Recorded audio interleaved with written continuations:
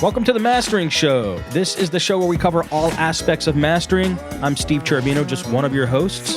And also joining us, our other co-host, the man who brings the knowledge, the master of mastering himself, Ian Shepherd. What's up, Ian? Hi, Steve. How you doing? Doing great. How about yourself? Yeah, really good. I'm kind of tired. Well, no, that's not true. I'm recovering now because I was in LA last weekend for Audio Bloggers Live, which is a fantastic event set up by Ronan Chris Murphy, who does Ronan's Recording Show, which is a very cool video blog. And so I was one of the hosts, he was one of the hosts, and Joe Gilder and Graham Cochran, who I'm sure some of the people listening will have come across, were also co-hosting. And it was this whole day of just audio stuff. We all did a thing, and then I did a mastering panel. I had Maor Applebaum and John Rod and Brian Lucy, three amazing mastering engineers, discussing mastering. Joe did a panel on getting your music licensed, basically, into a TV show or advertising or wherever. Cool.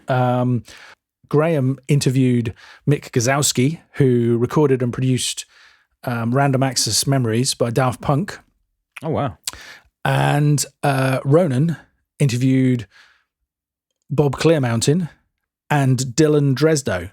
So yeah, it was amazing, but it was intense because I flew 16 hours to get to LA, went out for a meal, went to bed at what was, for me, was 6 a.m., kind of slept not that well. Right. Got up in the middle of the afternoon, as far as my body clock was concerned, did a 10-hour day, then went out for another meal, went to bed at 6 a.m. again, then went out and visited a couple of studios and flew 16 hours back. So it was kind of, my body was like, whoa, wow. What hit me? But it was really good. It was, it was great. There were loads of people there. It's great to kind of connect with people who, read my sites and the sites of the other guys, and to see these kind of awesome, professionals in their field. It was a really good experience. Is there going to be one next year? I don't know. This was the first one. Ronan kind of did this as an experiment. That was the other great thing. It was all for charity. Oh, wow. Was to raise money for something called Phoenix House, which is helps people recover from addiction. But they specifically have a music aspect to that. Wow. And the guy who runs their studio was there and spoke. It was really moving, actually, just talking about the benefits to people's self-esteem and to their confidence, and how much getting into the studio and getting involved in music production helps them in their recovery. I think they raised over $3,000 for the charity. So Excellent. It was really good. That's great. Yeah. I would love to see some of those videos. Are the recordings available? I don't think there are any recordings. Ronan's whole his whole idea for it was that it was going to be a live event. It was all about in person. So it was all about meeting people, actually, not the kind of the virtual thing that we're used to. So he actually kind of deliberately didn't want to have the whole thing filmed or any of that stuff. Gotcha. And yeah, I don't know whether it'd be great if he does another one, because I mean, everybody who went kind of had a great time and seemed to love it. So yeah, I think he should. He should have one in Florida next year. I'll be there. Well, that it would be more convenient for some of us. The people that count. Well, there you go. You don't want to say, do you? But I mean, Oh, cool, man. That sounds like a great time. And I did want to ask you about that, so I'm glad you told us. And that's very cool. As far as mastering, what are we talking about today? Okay, so this week is the big one, loudness.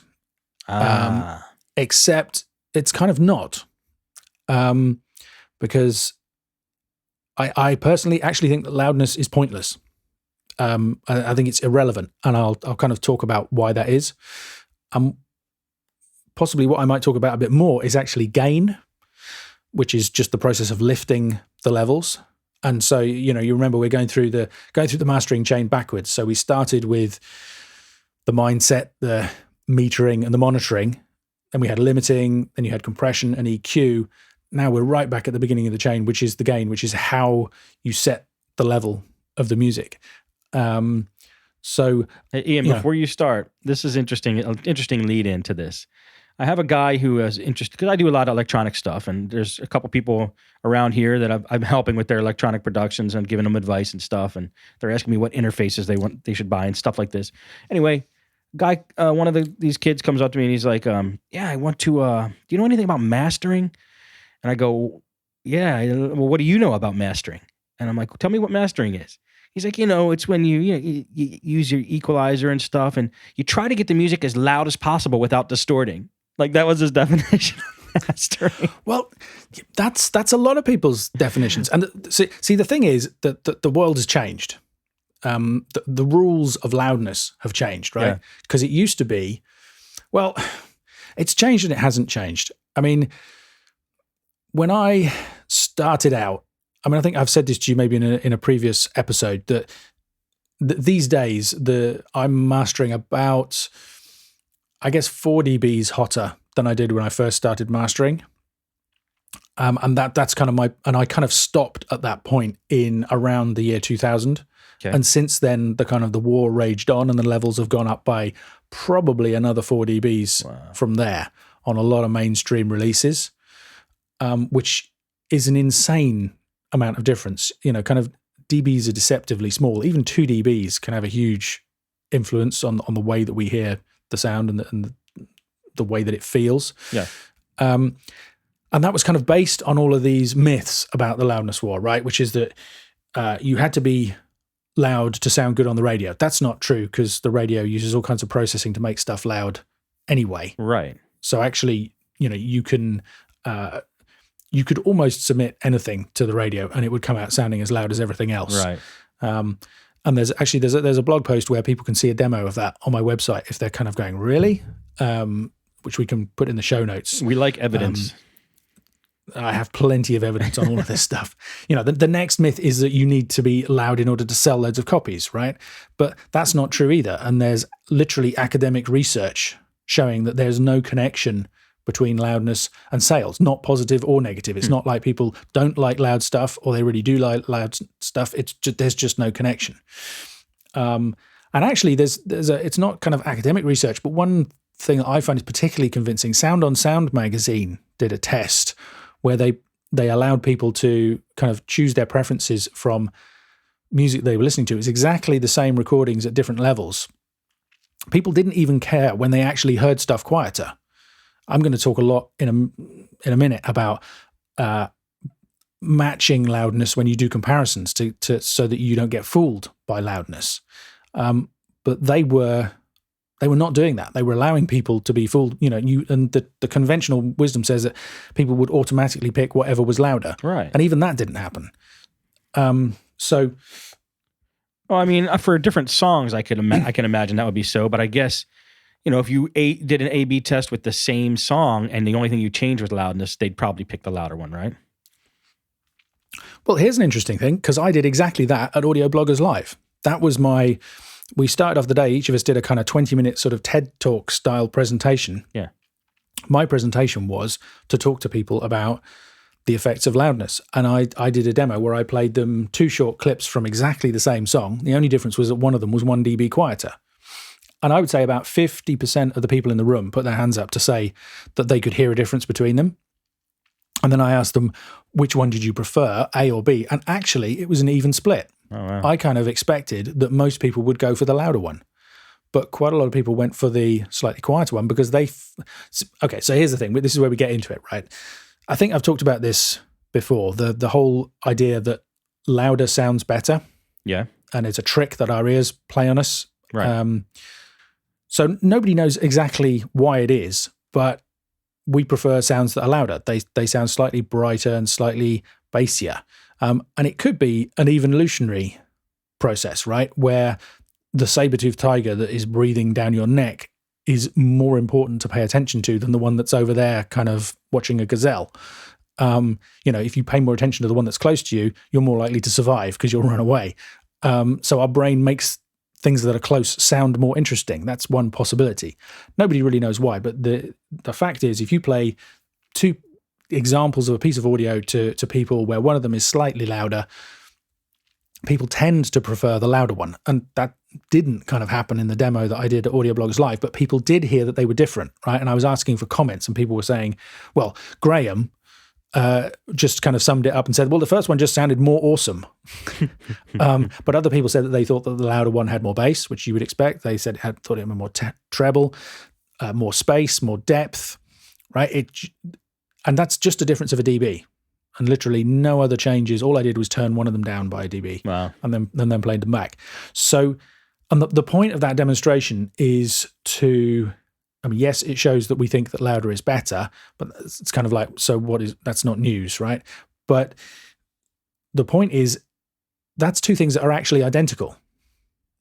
But people are being fooled, they're being deceived by the loudness into thinking that they sound different. So let's just imagine that those were two masters of your song that you'd done. If you don't balance the loudness before you make that comparison between the two things, you might pick the louder one just because it's louder. Right.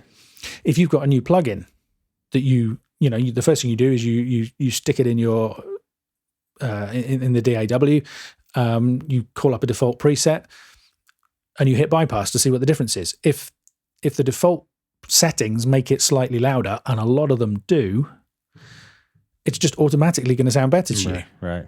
Now, hopefully, if you loudness matched them and then did that same comparison, it would still sound better because hopefully the plugin is still doing something useful and beneficial. But that's not guaranteed, right? So you can get fooled by that. Probably a surprising amount of them don't sound better if you actually match the level. It's funny because it's kind of the first thing I do. You know, whenever somebody says, I just switched this thing on and it sounded so much better, the first thing I do is compare it. And it works on me as well. You know, the thing is, it works even though you know about it. Right. You know, you plug it in, you listen to it, and you go, wow, it really does sound better. And then you do the loudness matching. You measure the loudness before, you measure the loudness afterwards, and you match it. And then you think, well, they sound different. Right. But does one of them sound better? I mean, you know, and then, of course, it depends on the material. If the plugin, so a classic one is there is a very well known, which I won't name by name, tape emulation plugin, where the default presets add about a dB of level. And when you level match it, you hear that what's actually going on is there's a little bit more, but in particular, there's a lot more bass, right? The low end is much fuller. Yeah. Now, if your music is lacking a bit in the low end, then plugging the default setting of that plugin on really will make it sound better because it's going to fill out the low end, which is what the song needs. But if you've got a really hefty low end in the track anyway, and then you put that on, this is probably going to make it sound worse because it'll probably make it boomy or, you know, just sound bottom heavy or less bright, depending on how you hear things. So that might not be and usually the answer is like everything, it depends. Yes. And I mean, another example is we've all done this, you know, I mean, I strongly recommend people use reference tracks. You know, it was one of the tips I gave back in the 3 M's episode on how you have a chance to master your own stuff, even though you don't have a pro mastering studio and all the rest of it. If you take music that you think sounds amazing and use that to compare your own music with, then you're going to get closer to that, pretty much whatever you're doing, no matter how bad your monitoring is. But if you don't turn the loudness down first to match, because almost everything out there has been mastered to within an inch of its life, right? You're automatically going to think it sounds better. You know, the first thing you do when you compare anything is you have to measure the loudness and balance it out. Otherwise, you're just being deceived. You know, it's a phrase I coined called the loudness deception, which I think just sums it up. It's and the risk, of course, is that, you know, let's say if you're in terms of mastering, the risk is that if you're working on your audio and you push it up and you push it up and it's like the level goes up and you think, yeah, that sounds great. That's, you know, you bypass it, you hear the quieter version, the louder version sounds better. What you might be doing without realizing it is actually slamming it too hard into a limiter or too hard into a compressor or too hard into an analog modeling EQ or a real analog EQ that's saturating. Right. Those things could sound cool, but they might not. And you don't know until after all the mastering processing, you turn the level back down and compare the before and the after. And then you hear it without the loudness deception. And then you can go, well, does it still sound? And that's kind of my goal when I'm mastering. That's the default thing, is it has to sound better even when the loudnesses are matched. Right. And if it does, you know you're doing a good thing. Well, that's why you made your plugins, right? Don't they do just that? That's what perception does. Yeah, absolutely. So perception is, I mean, anybody can use this strategy, right? You just need, I mean, there's loads of affordable loudness meters out there. But the perception does it automatically. So you just put one plugin before your mastering chain, and then you put another one after it, 2 instances of the plugin. Give it a couple of seconds to do play some audio and let it do the calculations. Then you hit balance, and it will adjust the before and after levels to be very closely matched, using the loudness units. This new method of measuring loudness that's kind of come online in the last 2 or 3 years. And then you can hit bypass, and so then you will hear a loudness matched before and after comparison. And the great thing about it is that the unexpected thing is that even though, the plugin was my idea, it's even better than I hoped it would be, because not because of, I mean, just because what happens. So what I used to do when I was mastering, you'd work for whatever it is, half an hour on a song till you got it. So you thought it sounded great. And then you think, okay, so I need to balance the levels and do an A/B comparison. So you would turn down the mastered version until it was similar by ear to the unmastered version, and then you'd flick between them. And quite often you'd kind of, actually, I've kind of overcooked the bass a little bit, or it's a little bit too harsh in the upper mids or whatever. So you might make a little adjustment, and then you'd A/B it again, and you think, yeah, that's good, and you'd move on. The great thing because actually it's quite a lot of effort to do that, and balancing loudness by ear is a skill that takes a long time to learn. The great thing about having perception is that it's automated, and it's using this internationally agreed method of measuring loudness. So it's not a case of opinion anymore. It's not like, you can't get it wrong. It's like, this is what, if it goes on TV or radio, this is how the loudness will be judged. So you're hearing a completely objective balancing of the loudness. And the great thing about it is you play a bit of music, you click balance, you do the A/B, and you think, okay, I'm going to tweak that. And then, because it's so easy, you just click balance again, and you do another comparison, and you go, actually, maybe I'll just adjust that. You change something else slightly, or you kind of, and then you click balance again, and you might go around 3 or 4 times, and every time you hone in closer and closer. So I'm finding I hear in even more detail than I ever did before. Wow. Right? Just because the actual loudness balancing bit becomes so easy. It's like click, balance, A/B, tweak. Yeah. So it surprised me how powerful it is. Wow. And anybody who's interested, we'll put a link for the plugin in the show notes on themasteringshow.com. So that you can take a look for yourself. But as I say, you can use this technique for yourself. And that was what I said in my talk at Audio Bloggers Live, was just that, I wanted to give them something good, something powerful. And the most powerful thing I know is to use loudness matching. This strategy, get a free, lots of DAWs have loudness LUFS metering built in already. And that stands for loudness. It's loudness units full scale. Gotcha. So LU is a loudness unit, and a loudness unit is the same as a dB. If you turn something down by a dB, it'll go down 1 LU. But it compensates for this sensitivity of our ear to different frequencies at different loudnesses. So, for example, it pays less attention to bass. Lots of people use this thing called the TT meter. Yeah. To measure the crest factor of their music, the difference between the peak and the RMS level. That's great as far as it goes, but it's very sensitive to bass. So if you have a bass-heavy genre, like, say, I don't know, EDM typically, quite often the readings will look really bad. And actually, they don't necessarily sound disastrous. If you measure those levels using LUFS instead, the judgments of loudness are closer to what our ears think, so you get a more realistic reading. They're still often pretty harsh, right. Especially in the EDM genre. But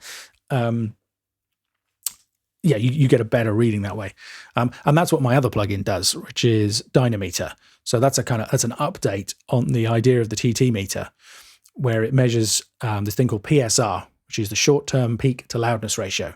So it's basically the amount of space that your music needs, the amount of loudness space it needs or it takes up, if you like. I might talk about that a bit more in a minute. Okay. But you've got me talking about loudness, and I said I wasn't going to talk about loudness because it was irrelevant. All right, exactly. So let me explain what I mean by that. The thing is that, so it used to be in the old days, the goal was to make the music louder, to try and make it stand out for the competition, to try and make it sound better. Yeah, because they thought that it sold more, because they thought that it sounded better, because they thought that people preferred loud music, that it needed to be loud on the radio, all that stuff, all those myths. None of those were true then, but it's really not true now, because loudness is actually the number one source of complaints from listeners and users of everything, TV, radio, across the board. People, it really annoys people to have to keep adjusting the volume level. Right. I can imagine. I mean, it annoys me. I balanced all the levels of my iTunes library by hand so that wouldn't happen. By hand? Well, kind of going, okay, 3 dBs more on that album, Wow. 4 dBs less on that. Wow, only a mastering engineer would do that. There you go. I mean, that yes, absolutely, hands up. But so yeah, loudness changes really annoy people, and the guys at YouTube and Spotify and Pandora and Apple know that, and they want to fix that, right? Because they want a great user experience for people. Right.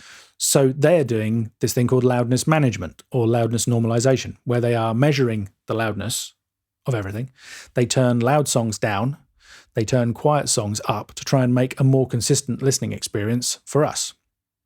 It's nice of them. It is nice of them. And what it means is that the loudness of your music is irrelevant, right? It doesn't matter how loud you put it on the CD or in the MP3 file. On all of those platforms, it's going to get adjusted after the fact. So it actually would make it worse to adjust for loudness before they touch it. In other words, if you crush your song and then they put their loudness on it, it's not going to sound any better. Yeah. So what I'm going to talk about is this idea of the sweet spot. I personally believe there is a loudness sweet spot. You do need to make music louder. I do it all the time in mastering, but it's a case of getting a balance. If you go beyond a certain point, it's pointless.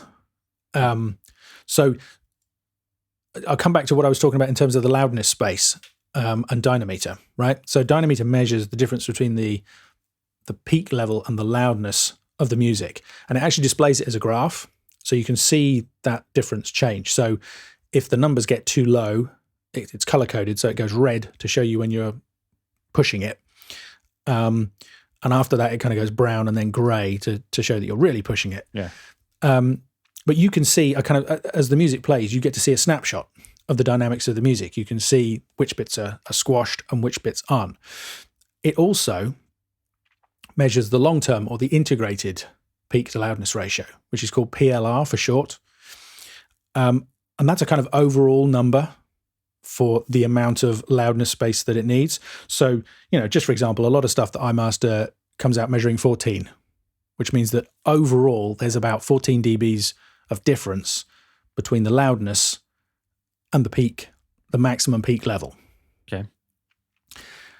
Now you can do the same thing with the online platforms, because the problem with the online platforms is that they all use different methods of measuring loudness, and they all use different levels of playback, right? Yeah. So, just for example, Apple plays stuff back at about minus 16 LUFS, minus 16 loudness units, whereas YouTube plays stuff back at about minus 13 loudness units, and Spotify plays it back at about minus 11 loudness units. Okay. And they all use slightly different methods of measuring the loudness. So it's a nightmare because, people are just asking me all the time, how do you know when your stuff is loud enough, and how do you know when it's too loud? Yeah, it's a good question. So what we found is you can measure the platforms, and you can figure out how much loudness space they allow you, right? And then submit a different version to each of them? No, what I suggest is, so I was part of a panel on the AES, the Audio Engineering Society, to come up with some recommendations to try, because this is a crazy situation, right?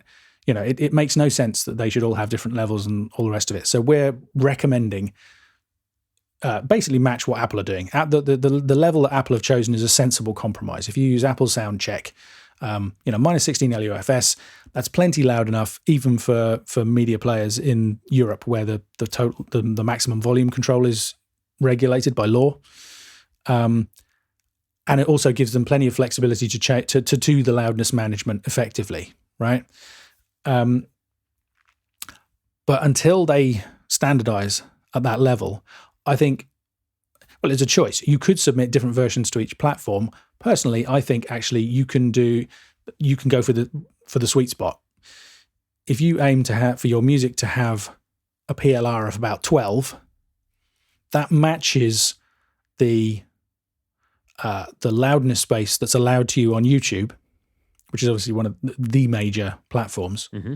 Spotify has a little bit less space, but they actually use a little bit of extra limiting to lift stuff that needs lifting.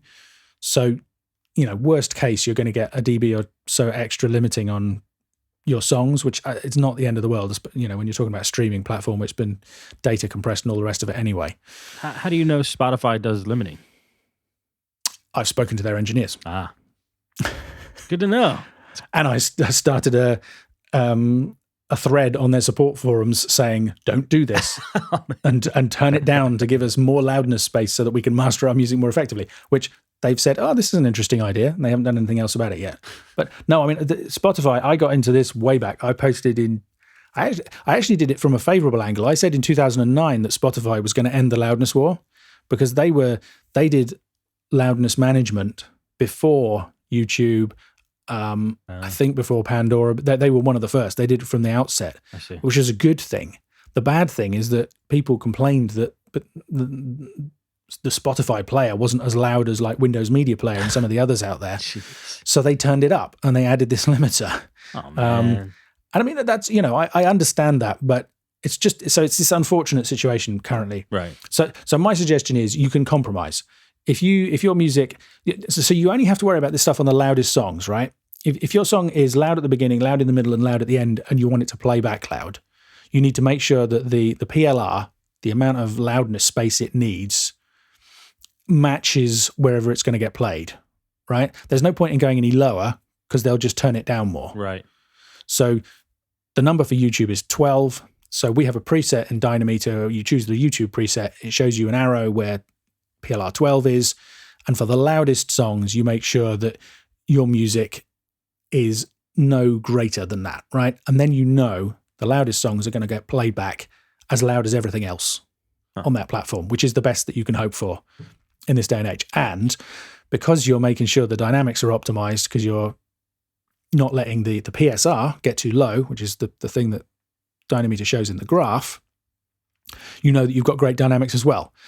And actually, if you have great dynamics and you're played at the reference level of whatever platform it is, you're going to sound better than something that is really crushed and played at that level. Yeah, that's awesome. Because you've got more room to play with. Right. You're using the full loudness space that they allow you, rather than crushing it down in an attempt to get louder and then having the music turned down afterwards. It's like tailor-made for that platform. It's optimized, right? You're nailing the sweet spot. And the nice thing is that coincidentally, that sweet spot that they've chosen pretty much matches what I would tend to do when I'm mastering anyway. I mean, there are other engineers out there who would be more conservative and say, no, we need more dynamics. We need more space for the loudness to work in. And there are a lot of mastering engineers out there who routinely push stuff way, way lower in terms of PLR. But I think it's a good sweet spot. So when it gets played back on Apple, it is going to get turned down somewhat. So there's a little bit of kind of, you're I wouldn't say wasting, but there's a little bit of space in there that's not being utilized really effectively. But I think that's okay. I think that's a worthwhile compromise.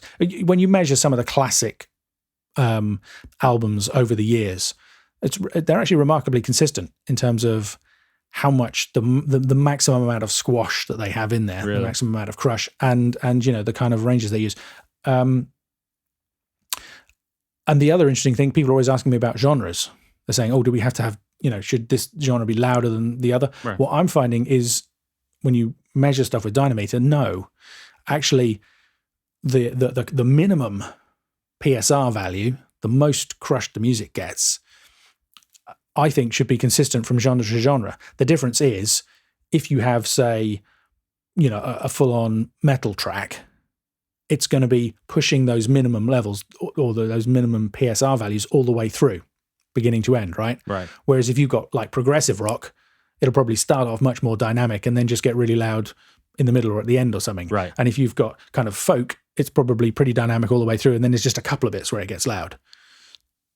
And that's the nice thing about Dynameter is you can see this extra detail, because lots of people, probably people listening to this have heard of the TT meter, and it produces these DR values. Yeah, you can get this overall value for a song. Yeah.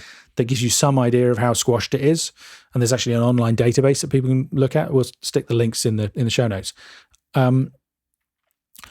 That's okay as far as it goes, but it's a really blunt instrument. And the same applies to the PLR value, that overall value that you assign to a song. You could have two songs that both measure PLR 11. One of them is dynamic all the way through. The other one is dynamic most of the way through. And then a couple of sections are really crushed. And the overall number doesn't show you that detail.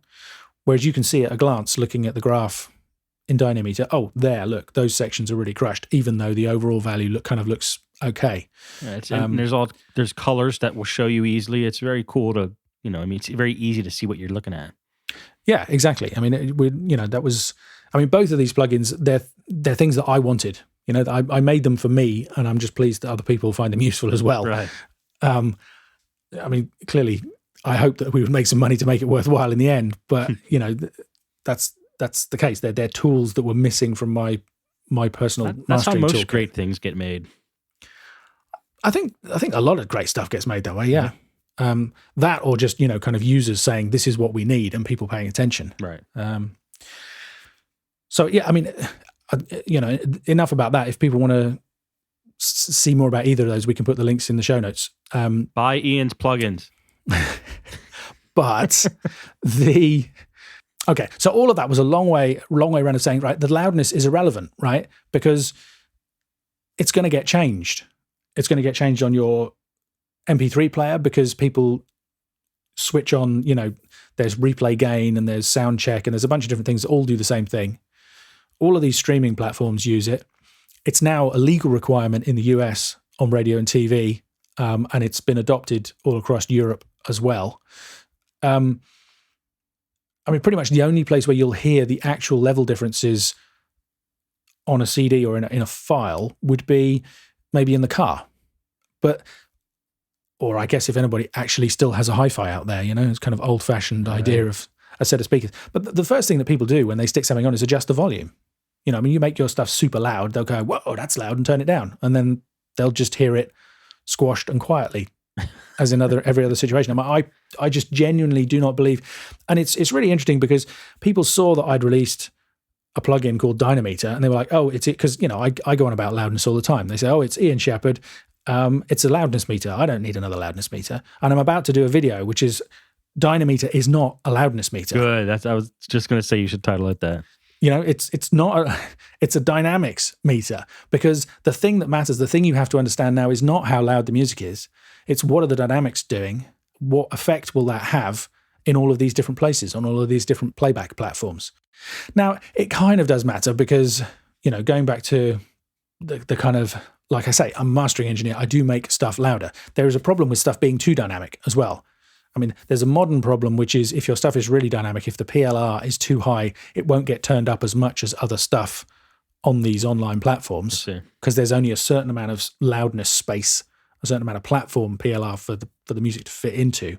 And if you want your stuff to play back loud, that's going to be a problem for you.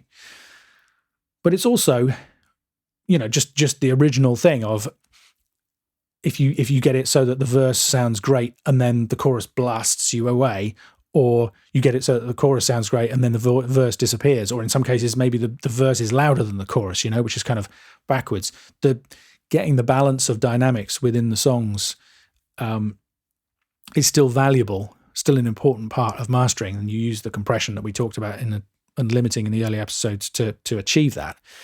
And it has other benefits, a gentle bit of compression on a mix can pull it together, can make it feel more cohesive. If you get the settings right, you can get this nice kind of movement where this kind of like this bounce where it almost adds to the rhythmic element of a song and, right. All that good stuff. All of those things are influenced by loudness, because if you push the level up, if you push the gain up, now we get to the whole point of this episode, you're going to push the compression and the limiting that follows harder, right? Yeah. So, and this is the first stage of mastering. The first thing that I do, remember, I don't adjust my monitor gain. And by now, everybody listening to this podcast, because you've all listened to the previous episodes, right, has figured out what their monitoring gain is. If you put a song on and it sounds a bit quiet, the first thing you do is increase the gain to lift the level of that song, because if you don't, you'll be hearing it too quiet and you'll think that there's not enough bass and treble because of the whole loudness deception thing, and your EQ choices will be bad, and probably your dynamic choices will be bad as well. So you lift up the gain, you have a limiter at the end of the chain to catch any peaks to stop it distorting horribly. And when you've got the right gain, then you can start working on the EQ, then you can start working on the compression, then you listen again and maybe you adjust the gain some more, and you go into this round and round process of honing in on the perfect settings for the song. Right. Does that ring any alarm bells with you? I'm saying put the song on, yes. push the gain up. What alarm bells does that ring? You're talking about the knob on your device, right? Is that what you mean? Well, it could be anywhere. It could be, I'm talking about in your DAW, you've got like the clip sitting on the timeline, you're playing it. So some DAWs give you clip gain, where you can kind of click a thing and drag up the level of the clip. Some of them you might have to push the level up using the fader. I actually recommend, if there are Pro Tools people listening, there's a trim plugin, which is, confusingly, it's only in the mono plugins, but it works on stereo tracks as well. And that allows you to trim the gain, so you can add a boost. So you're saying there's a red flag somewhere in the process of increasing the gain and then putting a limiter on it, so it's to shave the peaks off. I don't know. What is it? Well, okay. So to give you some more clues, let's say it's a drum kit, or there's some fairly uncompressed drums in the mix. If you push that gain up to the point where it's loud enough for a mastering level, chances are it's going to be peaking above 0. So lots of people get concerned about that because they're like, well, I'm clipping the channel, right? Well, not if you have the limiter on, right? Not when you've got the limiter on at the end of the channel. Oh, you're talking about in the individual tracks. Okay, individual channels. Yep. I see what you're saying. I mean, the good news is it's not a problem. Because of 32-bit floating point? Exactly. So it used to be a problem, right? Maybe 10 years ago, not all DAWs had floating point processing. So yeah, if you clipped the channel, you'd clip the song. Gotcha. And if you then pulled your master volume fader down at the end, it wouldn't help because it was already clipped. These days, I think all the latest versions of the major DAWs use floating point processing. Right. And without getting into huge details on that, basically that means it's okay providing something else doesn't clip in between the channel and the master output.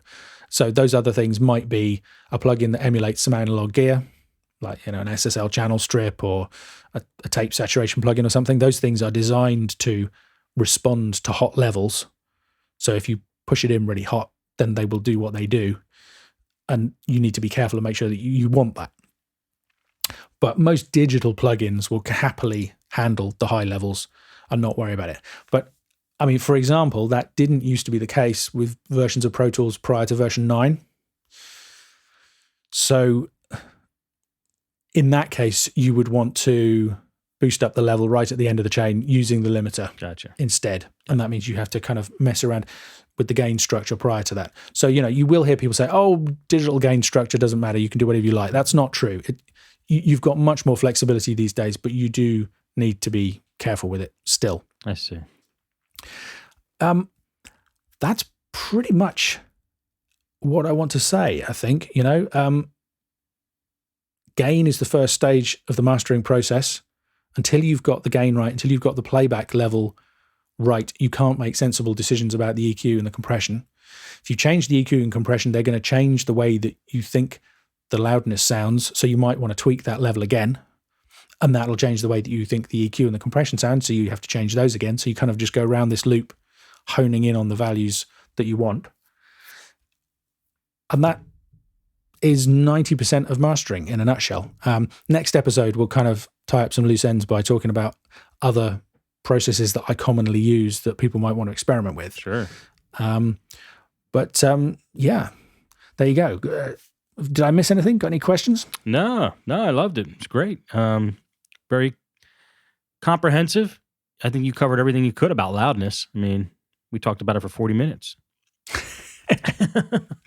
Well, yeah, that's good because, I talk about it a lot. So sometimes I just, I can't be bothered to talk about this anymore. Well, if you did miss anything, it's a good thing because then we have other episodes we could do. So. Anybody listening, if you have questions, let us know, because what seems obvious to me is not necessarily obvious to you guys listening. We need to do the mastering maxim. Yeah. Every other week, the mastering maxim has been something I haven't said before, but this week I'm just going to repeat myself because it's so important. You must loudness match everything when you're comparing, right? Make some changes. I mean, okay, if you're going to do the loudness matching by hand, it's a bit of a time-consuming process, right? Because you have to measure the integrated loudness of your song before any processing, then you have to measure it again afterwards, and then you have to adjust the levels, or you have to teach yourself to do it by ear. So when I say everything, I don't mean literally everything, but I really recommend if you're going through the mastering process on a song, when you get to the end, don't kind of just go, yep, I'm done. Measure the loudness. Do that before and after comparison with the loudness deception taken out of the equation. And then you can make, then you'll hear maybe you're pushing that limiter too hard, or that the clipping plugin is oversaturating, or, you've just overcooked that EQ slightly, and you can tweak. And if you have the patience, I would then recommend you do another pass. That's just based on my experience of using perception. I've learned that, it's always worth revisiting things.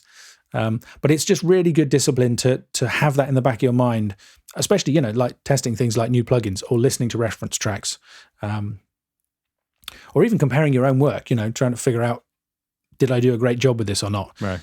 If you're listening to something, this doesn't sound as good as that thing I did last week, check out the loudness meter, and chances are the one you did last week is a couple of dBs louder and you just haven't noticed. And when you match them out, you'll probably feel better about it.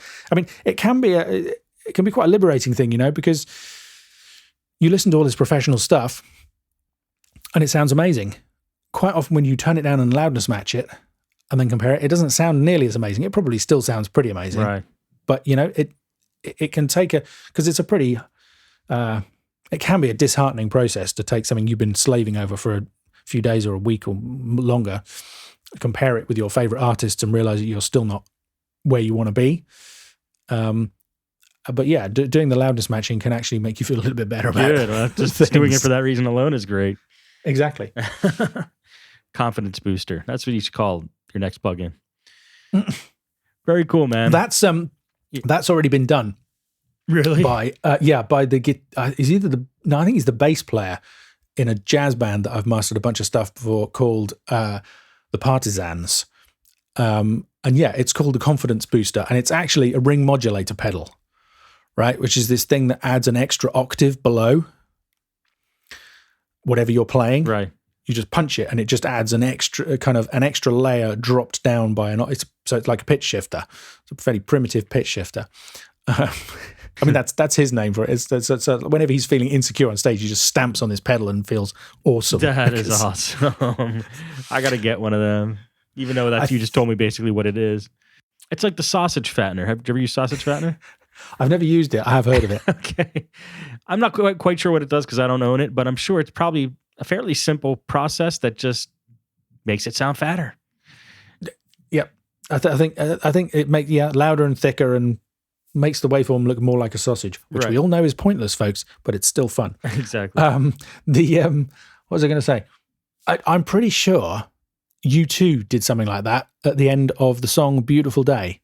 Final chorus of Beautiful Day the bass suddenly does something insane. And I reckon, I don't literally mean that it's a confidence booster, but I'm sure that's the same effect happening. Wow. That's awesome. I got to listen to that again. Well, awesome stuff, dude. I like the maxim. A maxim is a rule of conduct, so you have to do that if you want to be ethical. You must follow what Ian says.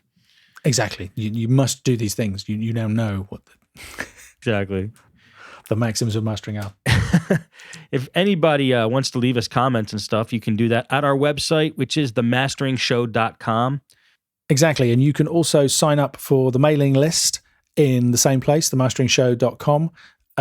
If you're listening to this in iTunes or Stitcher, please head over, give us a rating, give us a review, tell your friends, spread the word. We'd really appreciate it. Absolutely.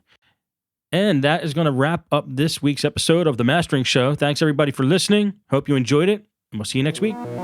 Absolutely. Thanks for listening.